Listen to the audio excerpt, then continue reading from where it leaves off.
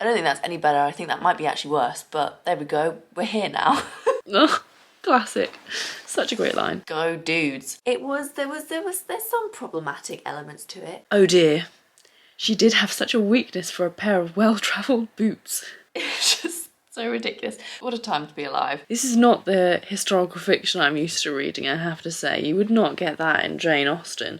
Hello and welcome back to another video. My name is Kizzy and today we are doing a themed reading vlog. So obviously I read a lot of fantasy anyway. So most of my books that I read and talk about here are on fantasy things. They've got some kind of magic in them. But I thought I'd spice it up a little bit, literally in some cases, and go for some historical romance smut. Basically, I don't really know why. I just think it'll be a bit of a laugh, and judging by these covers, it's gonna be a ride. Yeah, I don't know how this video is gonna go. Sorry, it's really bad lighting. Let me just move closer to the light. Maybe that will be better. I don't think that's any better. I think that might be actually worse. But there we go. We're here now. So, smut. The smut that I've read basically is Sarah J. Maas, Crescent City, which even that wasn't really that heavy. Like, it was a lot of tension. There was a lot of build up, but we never really got to the, you know, the juicy stuff. So I haven't really, I mean, I've read half of the second one and there's a lot more in that one, but I haven't finished it. So there's a lot, I haven't really read much of this genre. So we're starting with historical fiction, historical romance fiction. And these covers are quite snazzy, as we shall say. So I'll tell you the ones that I've got here. I might get another one as well, just because there's a lot of Tessa Dare here, because I've borrowed them from my friend Debs, who I mention in every video. She has all of Tessa Dare's books, or at least most of them, and only a couple of other ones. So these are the ones that she's like given me. So the Tessa Dare ones, I think they're kind of tamer on the old smut factor. A little bit, you know, well, she's rated most of them like 1 to 2 or 2.5 chili factors. We've rated them in chilies because, you know, we're spicy like that. These are like 2 to 2.5, I think. Chilies was most of these, or like, I think the middle one was 1. And then the other one, she hasn't actually read this one yet, so she doesn't know. But I'm pretty sure I've seen it in a video and it was quite highly spice rated. So I'm excited for this one. I'll leave this one till last. But the Tessa Dare ones that we've got, starting off with the tamest cover, the Romancing the Duke, which I have to say is very poorly done on the cover there, because you can't even read it really. But yeah, this is the tamest cover. You know, we've got this lovely little lady on the front there in all her glory on her dress. But yes, tamest cover there. Then the next one we've got, this little one is called Lord Dashwood Missed Out.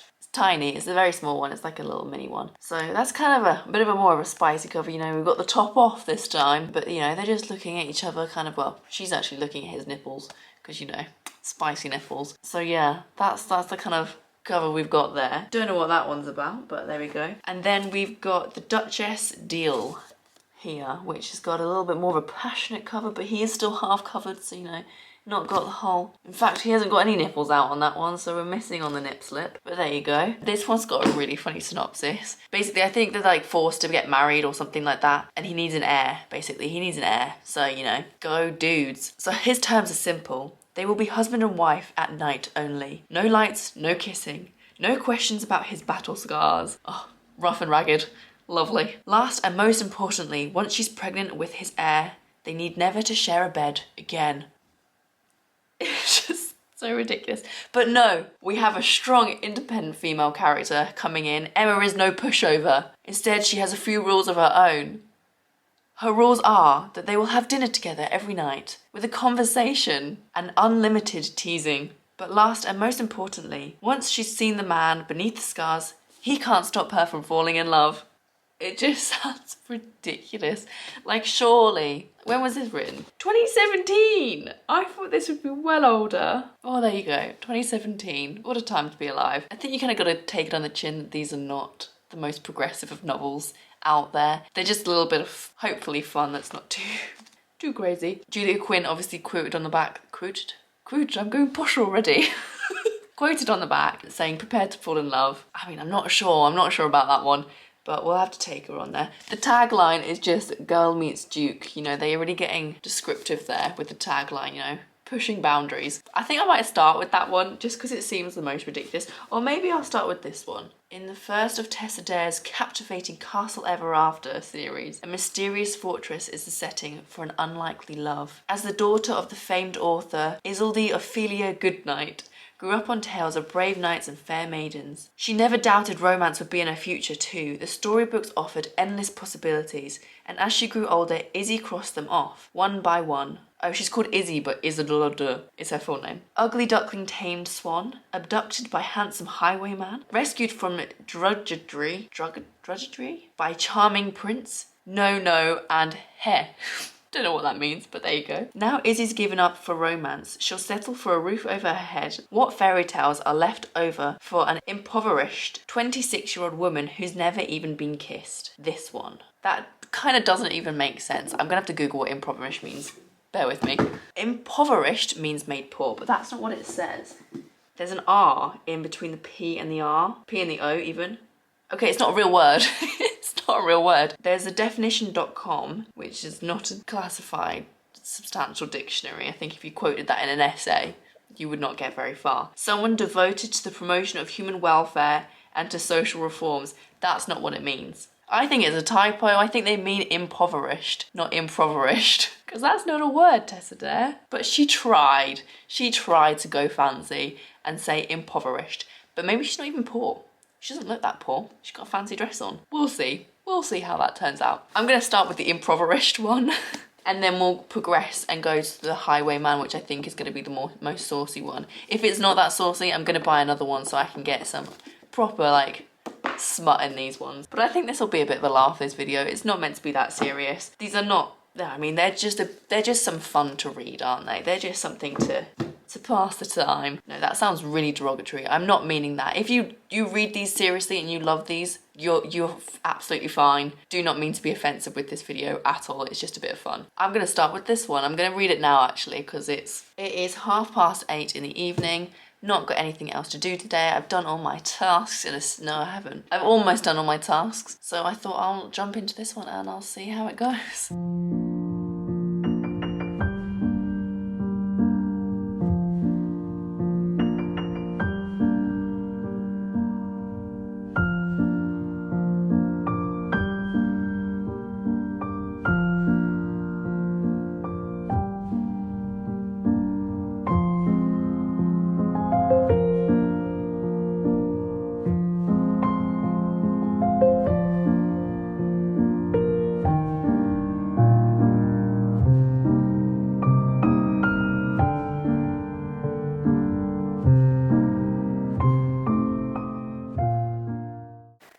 So I started reading it. I didn't read it yesterday when I spoke to you, but I started reading it. I'm literally only 8 pages in and I was fully in, like, I'm ready to go to sleep. I was just going to read a couple pages to wind down. I had to come on here.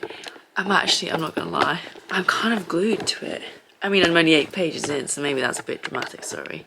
I cannot get you right. So I started tabbing my favourite pages because I thought I'd tell you them. Like my favourite lines even. She's just turned up in this castle that she's been requested to because in her impoverished self, she's hoping to get some money from this guy that's just died. She's just turned up and she's like, it looks deserted, you know. It looks like she's gonna die. She almost swoons, but you know, strong women like her don't swoon, so she can't faint. It's okay, she's gotta keep herself together. So that's the situation we're at. And then she's looking around and then there's this dark, mysterious man that appears in an archway and he has a wolf beside him. It's a dog, but she thinks it's a wolf at the start. And she was like, it couldn't have been a wolf. Wolves were hunted long ago in England and the last one died ages ago. It's also very, like, kind of throws you. It's like, kind of like trying to be whimsical. And it's like, yeah, he died ages ago, you know, ages. I don't know, I just feel like that's a very modern thing to say. But then, ... She would have thought they'd stopped making men like this too. Ugh. Classic. Such a great line. And then it goes straight on to describing him for like a paragraph, just like a small paragraph there. And at the end of it, it describes his shoes. His buckskin breeches hugged from the slim hips to muscled thighs. And from there, his legs disappear into a pair of weathered, dusty Hessians. I'm assuming that's a type of shoe. Oh dear. She did have such a weakness for a pair of well-travelled boots. They made her desperate to know everywhere they'd been. What? Oh, I love it. Next time I see a pair of well-travelled boots, I will remember that line. And then, literally, she asked him a couple of questions, sorry. I can't get you to stable. She asked him a couple of questions about, like, what she's doing there, if the person she's looking for is there, and he just goes, no. She asked him, like, 3 or 4 questions, and then she goes, no. So then she stopped asking questions because he's just saying, no. And then he's like, are we not going to continue? Continue what? She says. These games. His voice was slow. It seemed to crawl to her over the flagstones, then shiver up through the soles of her feet. Powerful voice he has. And then he goes on, like, asking questions, then saying no, like, you know, joking. And then, literally, she's not even spoken to him yet. The last question, he asked her, would I object if you were to come inside and remove every stitch of your damp clothing? His voice did the impossible. It sank lower. No. Oh my god, it's great. It's fabulous. I absolutely love it. This is going to be a great time. I'm so excited, actually. It's so bad, it's so good. Literally, she's only met this man like 2 seconds ago. This is not the historical fiction I'm used to reading, I have to say. You would not get that in Jane Austen. Not that that's historical fiction, obviously that's just of its time. But, do you know what I mean? It's obviously like, this is obviously set Regency era, maybe, judging by the dress. I'm totally going off the fact that it looks like it's up from Bridgerton. I'm not a history buff at all. Do not quote me on anything. Yeah, I'm going to continue reading this, but I think I'll only read a chapter because I think I'm going to have to film myself reading most of this just to get the live reactions, because honestly I'm finding myself just giggling so often. It's so funny. Just the descriptions. Oh god, what hair. Thick, curly, abundant. Oh, sorry. Oh, I love it. Okay. I probably am going to go to bed soon. These are such fun, honestly. Such creativity, actually, you know. If you're ever struggling to think of ways to describe someone, grab yourself one of these, because they get all the adjectives in there. I take it back. She fainted. 3 or 4 lines later, she fainted. We have a swoon. The first swoon of the video. Hello. I thought I'd update you because I'm now officially halfway through the first book. I'm not gonna lie, I'm kind of liking it. It's so bad, but it's so good at the same time. So, like, I don't know how to... So, it's basically the plot of this book. We're reading this one, remember? So, the plot of this book is that she is a impoverished woman whose father was a writer of this romance, this historical romance about knights and princesses, and she's kind of being typecast into the role of the character. So not quite. So he wrote a story about basically himself telling the story of princesses and knights to his daughter as a bedtime story, who has the same name as her, but it's not her basically, and her dad was a bit of a knob. So like, obviously, like, he presented himself as like this amazing kind of dad figure, and everyone loves the story and the characters, so her whole life she's kind of had to upkeep this image that, cause she doesn't want to disappoint the fans basically. So she's always been kind of thought of as this really young girl, and everyone thinks of her that way. Like, they don't think of her as her own individual person. She is just this character in a book. In real life, like, not actually who she is. But when her father died suddenly, he didn't leave her any money in the will. It was all given to her cousin, her male cousin. So she has no money, she has no home, she's kicked out of her home, her cousin doesn't like her, and then she gets this letter from her dad, father person, basically someone she's only met like twice in her life, that who's also died, and he's left her something in a will. And she's hoping it's like £100 or something, which is quite a lot in those days, and that will just get her enough to like rent a small cottage and just have her own, just live her life, you know. She won't be homeless anymore. So she has to go to this mysterious castle that's derelict. It's falling apart, crumbling. She has no idea why she's there. She turns up and there's no one there except this man who is very angry, like kind of brooding. The bit that I talked about earlier. Then, because she hasn't eaten all day, she swoons and faints, and he has to carry her inside.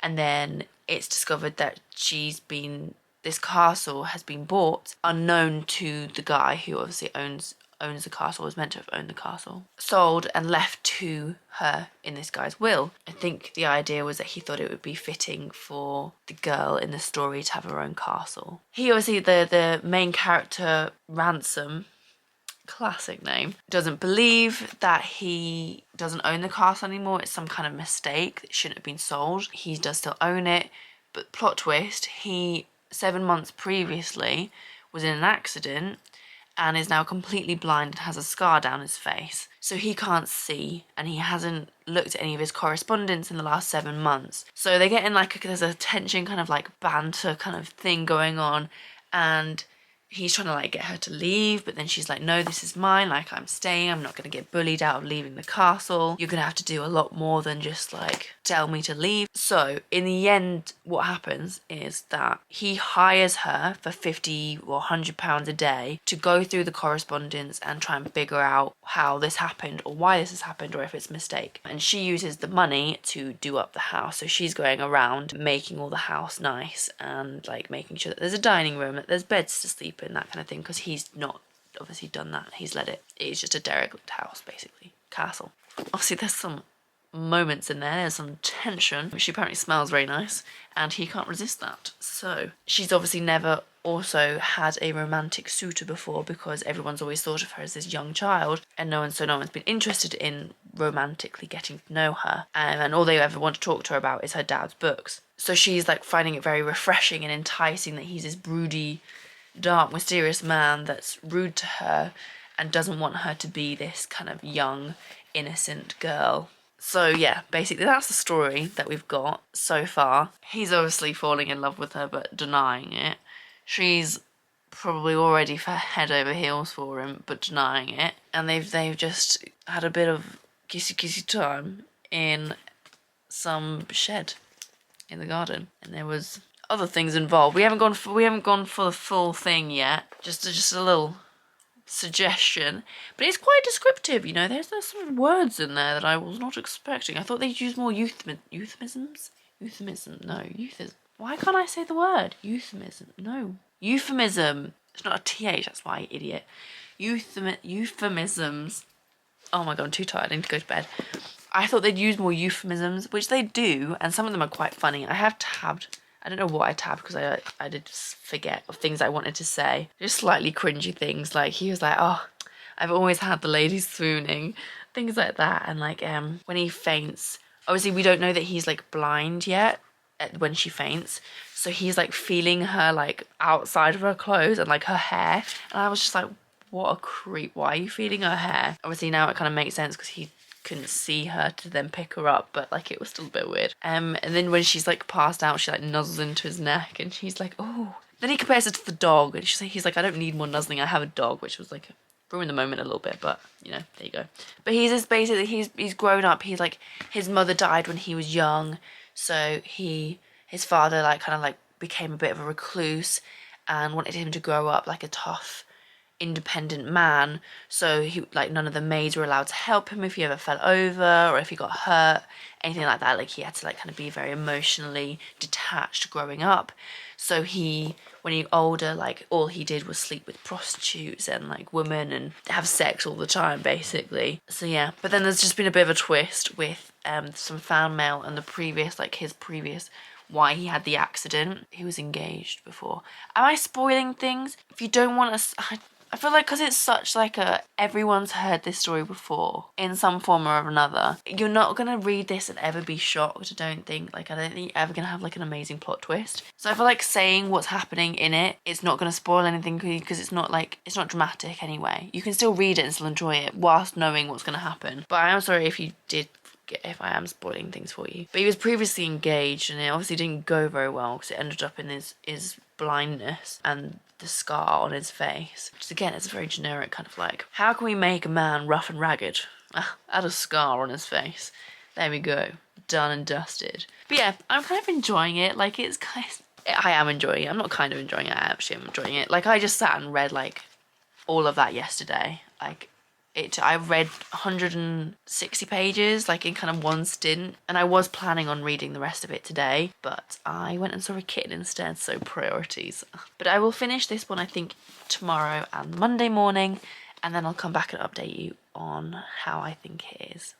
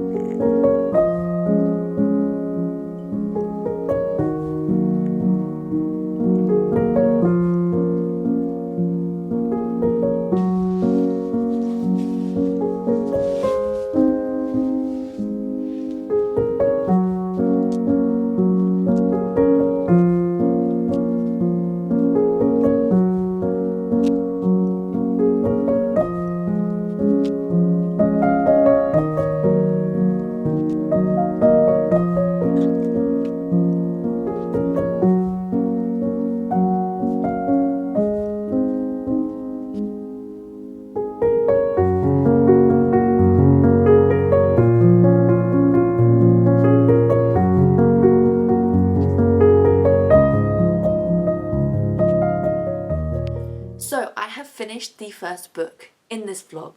The Romancing of the Duke is done by Tessa Dare.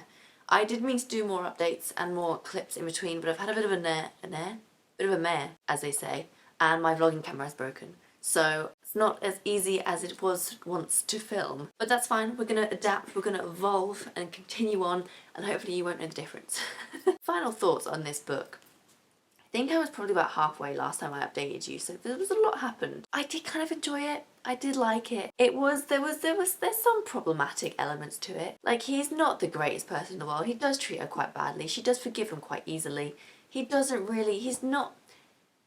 lot of nice words, but is it everything you really need? But somehow it does work. I'm not gonna lie. You do get intrigued. You do get involved in the relationship. She's actually quite a good character.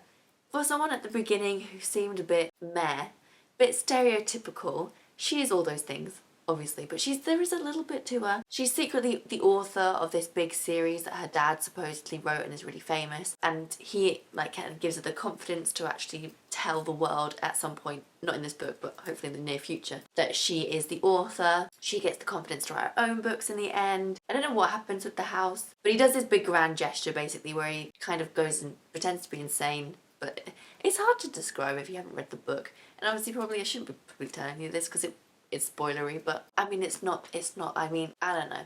I did think when I went on my Goodreads to mark it or put it on there, and it asked me what my rating was, and I was like, I've not read many historical fiction, so I can't really rate it in the genre, so I'm just going off my enjoyment.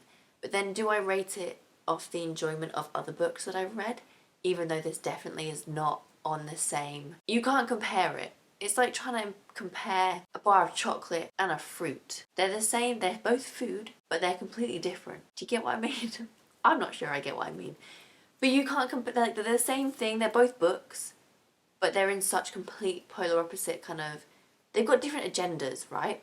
So Joe Abercrombie is not going to sit there with a light, fluffy romance. I mean, he does describe some certain things that one most, but you know what I mean? He's not striving for the same objective as Tessa Dare. Tessa Dare wants this to be enjoyable, easily to consume. You don't have to really put a lot of mental thought into it. You're just there to enjoy it and have fun whilst reading it. I'm kind of thinking, I don't know how to rate it because it's in its own little group. Maybe once I've read more in the genre, I'll be able to rate it better compared to other books within the genre. I don't think I compare this to the grand scheme of the world of books because I think that's just unfair, because it's not meant to be, it's not meant to last for years in literature. Although, do you know what I mean? Do you know what I mean? I don't know. I think I know what I mean. But anyway, I did enjoy this. I think I ended up giving it 3 stars just because I'm just not sure. I'm on the fence of what to actually rate it. Do we want to know the smut ranking? So there is descriptions in here of things entering things and names of things. Specifically one thing of the male part of a C word, which I didn't expect in this because Deb's rated this quite low. I thought they would just be euphemisms and suggestions that they, did some things. But no, they full on go at it against a wall. I don't know, maybe it gets more. Maybe it gets worse. If this is quite low, I'm intrigued to see what happens next. So yes, that was the smart ranking. Or evaluation. It wasn't really a ranking. I haven't ranked it yet. So the next one, I think I'm going to stick with Tessa Dare. We're on Tessa Dare roll now. And I'm going to go with the Duchess Deal, which is Girl Meets Duke, with that classic tagline on the bottom. I don't think this is of the same series. For this one, when Girl Meets Duke, their marriage breaks all the rules. Oh, this is the one with the rules.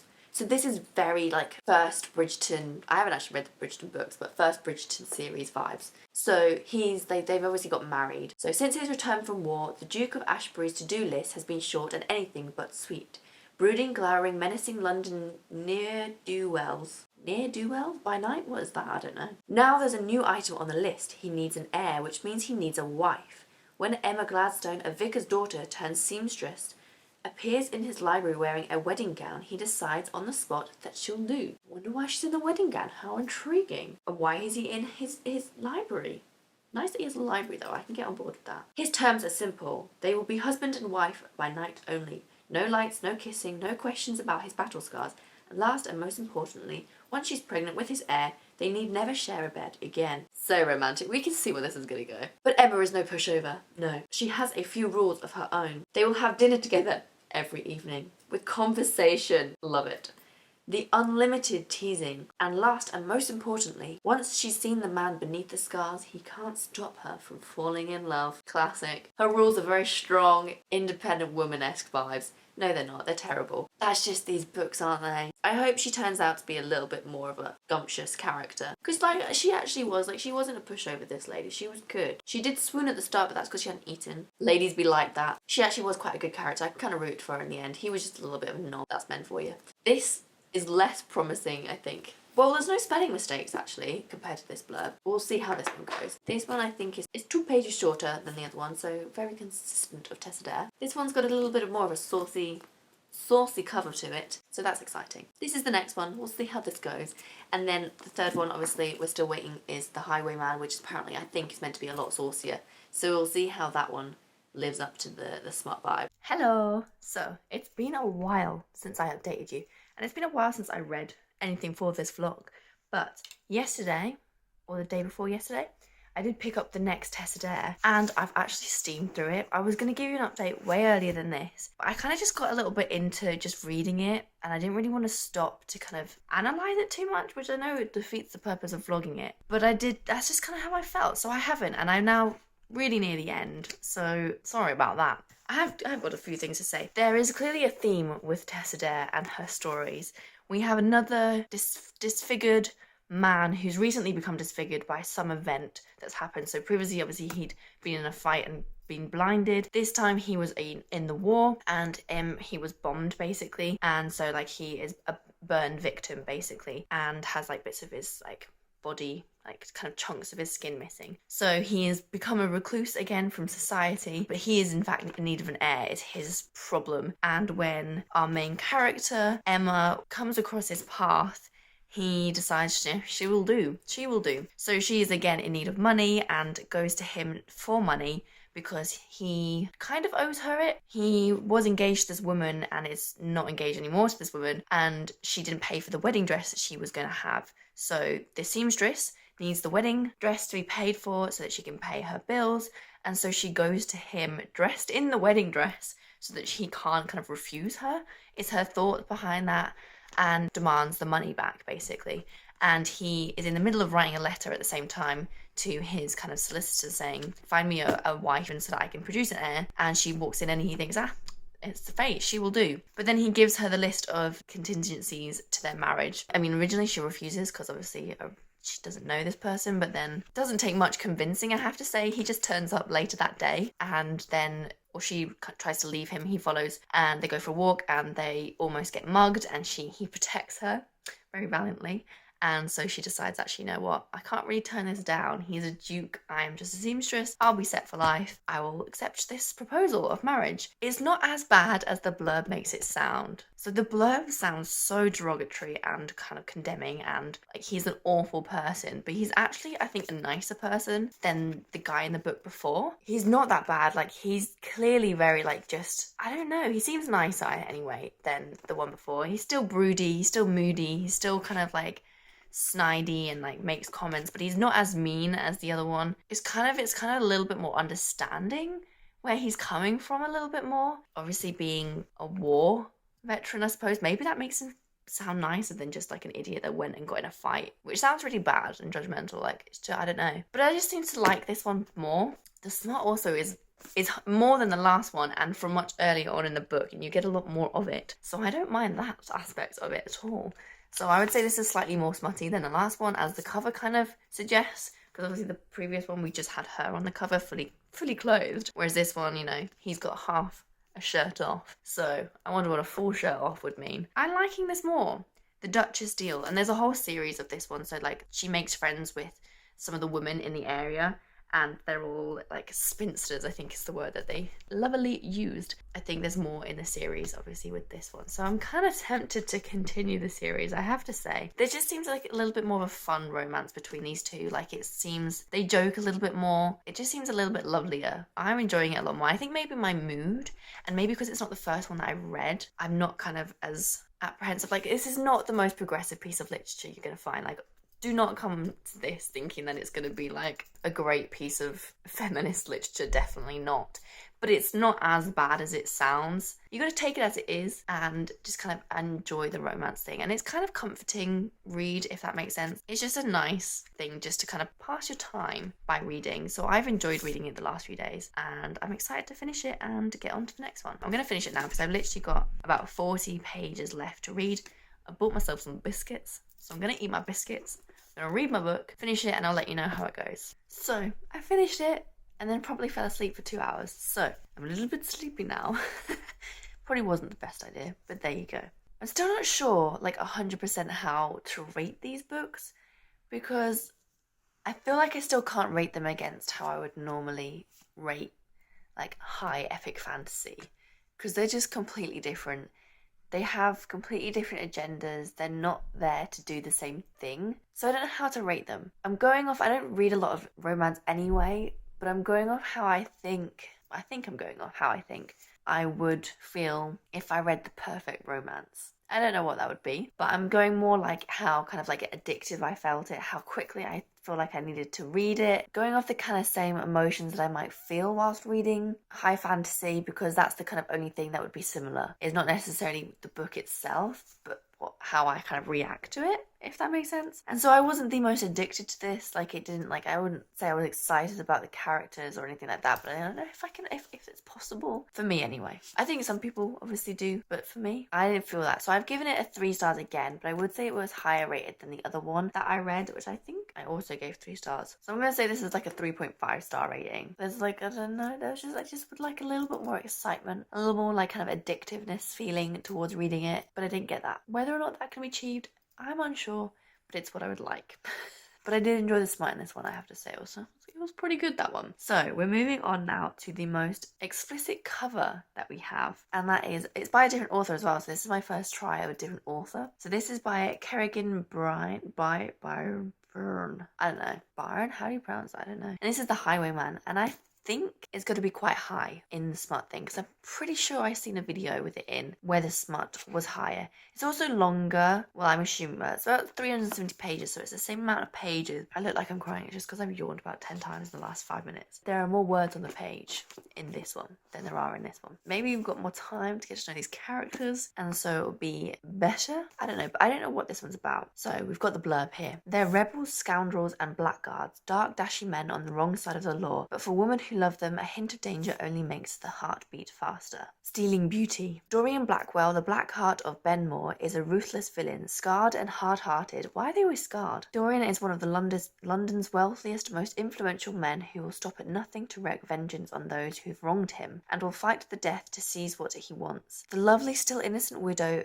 still innocent, so obviously she has to be a virgin. Farah Lee Mackenzie is no exception, and soon Dorian whisks the beautiful lass away to his sanctuary in the Highlands, the wild Highlands, and he's Scottish, courting desire. But Farah is no one's puppet. Of course she's not, because she's a strong, independent woman, as this would suggest. She possesses a powerful secret, one that threatens her very life. When being held captive by Dorian proves to be the only way to keep Farah safe from those who would see her dead, Dorian makes Farah a scandalous proposition: marry him for protection in exchange for using her secret to help him exact revenge on his enemies. But what the Black Heart of Benmore never could have imagined is that Farah has terms of her own, igniting a tempestuous desire to consume them both. Could it be that the woman he captured is the only one who can touch the Black Heart he thought long dead?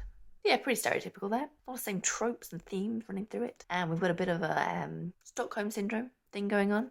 Perhaps. Maybe we'll see what this one's like. Obviously I've only experienced Tessa Dare in the old smut and romance aspect, so we'll see how this one goes. But yeah, I'm kind of excited to get into it. I'm going to read this, and I will get back to you once I've read maybe about 100 or so pages. So we are on to book number 3 of the historical romances, and I have to say, this is my least favourite as of yet. It's just, I had kind of maybe the highest expectations, because the other ones, I mean, they weren't phenomenal pieces of literature, but they were kind of what you expected them to be. But this one just hasn't had, I don't know, it hasn't been an enjoyable read as much. I suppose, so I'm reading this one. It's not been as enjoyable. The topics are a lot heavier than I suppose you would expect.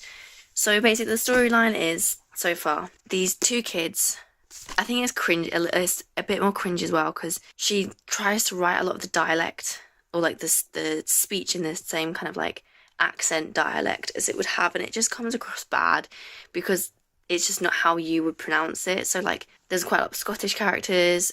She has like Cockney characters in it, and she like does it like thank instead of thank. And it's just like, you don't, I don't know, that kind of annoys me. You don't need to do that. Or like they put like random like slang words that just don't make sense it's a bit weird. It's a lot heavier, like it's dealing with a lot really horrible and harrowing topics that don't really, in my head, fit with a light, fun romance. The like smut in it is not enough to compensate, I think, for that, because it's overshadowed by this huge thing. And there's only, I've read a lot since I've updated you. I'm 250 pages in. It's only got 110 pages left. And there's been one smutty scene. That wasn't even that great, I don't think. It went on for ages and it was boring. I was bored, which is not the point of this. So I'm not enjoying this one as much. Yeah, it's a little bit, I don't know. And she's not as, like, the other ones, they weren't the most forward-thinking, female empowering books ever. But there was at least something gritty to the characters, you know, they were trying, at least. I think they thought that they were creating really strong, independent women in those books. They weren't, to be fair, but I think they thought they were. You know, they were trying. This kind of is a little bit less. I don't know, like, it's like, doesn't even have that to it, I don't think. Like, there's not, I'm just not enjoying it as much. So yeah, that's a shame to end this on a dampener. I will finish it and let you know how bad I think it is. But I'm not enjoying this one at all. I don't think I would necessarily recommend this as a book. Even if it's for the smart, I wouldn't recommend it. So, I'm going to try and finish this tomorrow, this book, and then I'll let you know with a final update on how it's going. I finished it. I finished this and I gave it 2 stars. I was not impressed by this one. I don't know what it was about it. Well, I do. It kind of just didn't hit any kind of marks. The romance I don't think was romantic. I mean, in theory, on paper. So we've got 2 kids who were in an orphanage together against the odds. They wanted to, I don't know, they like kind of she just like, he was horrible to her, but then she was like, I'll still love you anyway. And he was like, oh my gosh, okay, love me then. I can't love you though, because I don't have it in me, but you can love me, that's fine. And we'll be together. And he clearly did love her, but he just couldn't admit it. And then circumstance happens. He gets thrown in prison. Sorry if it's a spoiler. Dies in prison. And then she lives her life as a widow for like 17 years because she can't move on from him. Then when she's just about to move on from him to this police officer that's in the same work as her, this criminal underlord, is that the right word? I don't know, I don't do crime. This criminal dude who runs the crime place comes into her life and is like, I was best friends with your husband in prison. He died, but we are like brothers, like one of the same. People used to get us mixed up all the time. See what I mean? But I promised to look after you, and I finally found you, and you're about to die because someone from your past is trying to kill you, and I want to help you not die. So he kidnaps her and makes her marry him in a pretense that will help protect her from being murdered from this person. But he is a horrible person to her, but somehow she's just physically attracted to him, you know. He can't physically touch her, but he can when it suits him, basically. Like, it just wasn't very convincing. Like, if you have that issue, it wasn't done very well. Like, I feel like it wasn't legitimate, and it just I just didn't enjoy it. I just felt it was a lot of like harsh topics in there. Like, he was very badly abused in the prison, and that's why he's got all these issues, but it wasn't then handled, I didn't think, very well, the way he like kind of overcame ththese things. Like, I just feel like it's a very harsh topic to try and discuss in a book like this, and it put a dampener on what you're there for. Like, I thought it was going to be like a sexy romance, but no, it was a lot harder to read, a lot more taxing, I suppose, than I would have expected from this kind of book. So it wasn't what I wanted in this, and I don't think it was in the setting or the format to kind of tackle those issues in a way that did it justice. Or do you know what I mean? I don't know, but I gave it a 2 stars, so I'm not gonna lie, I don't think I'm going to be going back to these books. I might try some fantasy smart and see if that's more of my kind of thing. I didn't think Tessa Dare, I don't think hers are too bad. If you want historical smart, I definitely would recommend her books, but it's not for me. There's not enough in it, for one. There needs to be more of the smart, because that's what we're all here for, let's face it. But there's just not enough of it to make reading this 300-page book. That only takes you a couple of days of like dipping in and out. Like, it's not going to take you a while. but still it's not enough to warrant it. So I might try some fantasy smut and see if that's better. But then because it's so close to the genre I normally read, I wonder if that will also hinder it, if I'm expecting different things. I don't know. I think I will try some and see if that's better. So far on the romance scale, this was not it. Would not recommend this one, but maybe you would like it. There was just too many things wrong with it that I just couldn't get over. So I did not enjoy this. I gave it 2 stars. But yeah, overall, would recommend Tessa Dare. Would not recommend this one. And I will try some other genre of smut instead. Thank you for watching. I thought this was a bit of a downer at the end of the video, but I hope you enjoyed it. And if you have, please do like and subscribe because it really does help my channel. And I will see you in the next video very soon. Impoverished? I don't know what that means. I'm gonna have to Google that word. Maybe I will learn something reading these. Impoverished. Doesn't mean like poor, I don't think. Downtrodden? 20